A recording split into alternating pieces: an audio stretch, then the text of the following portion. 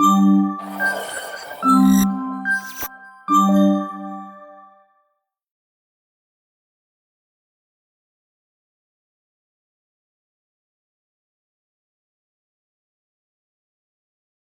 I'm Victor, I'm Piper. and this is the transportation mobile. We built it to help people travel easily and carry their luggages. We designed this to help elderly people or people with disabilities to help bring their stuff like groceries, luggages, etc. So yeah. So this here are the motors, and this is the battery which allows it to run. These are the wheels which we attach conveyors to, so all wheels could move simultaneously.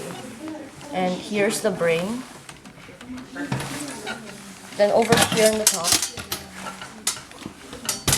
this is our radio link, and this is our line tracker, which functions as a stopper.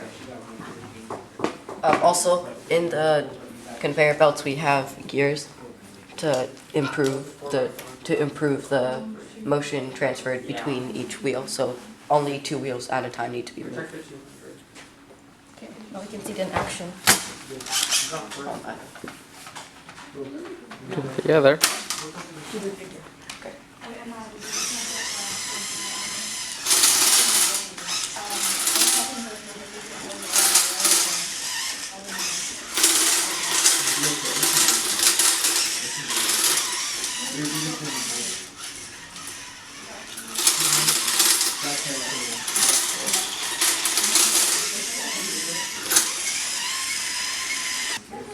Thank you. Thank you.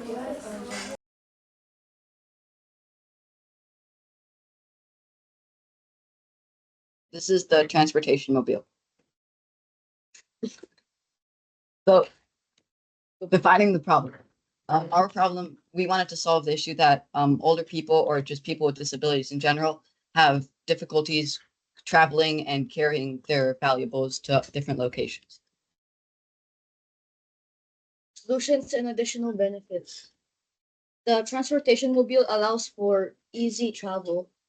The transport mobile will also allow people to easily transport their belongings and other necessities, such as grocery bags and small luggages that the transportation mobile can carry.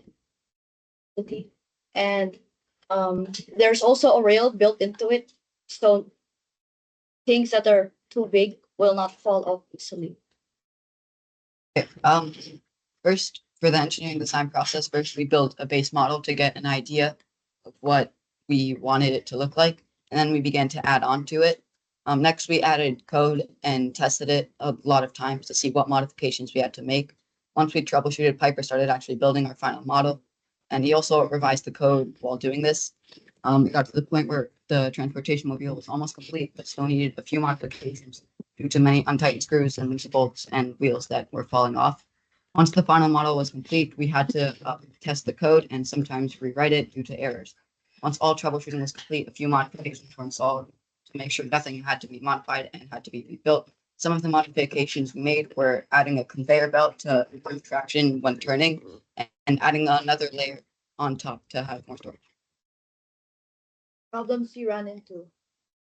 Some of the problems that we ran into were the fact that the code didn't work, either because it was just the program itself wasn't doing its job or was glitching, or it was because the wheels on our project and other stuff were put on improperly and were also very easily loose.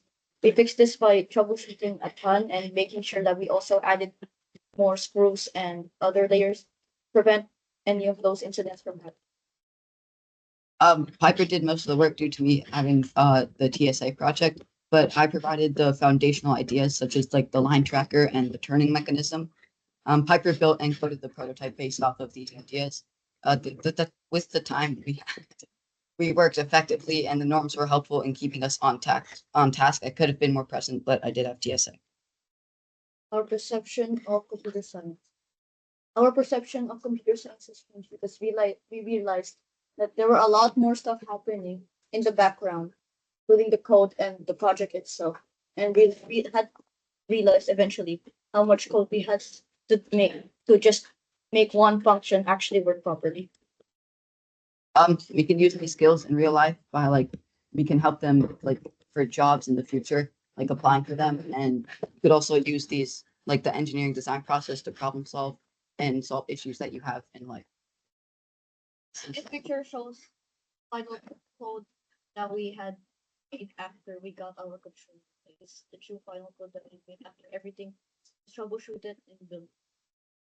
And this is our final prototype.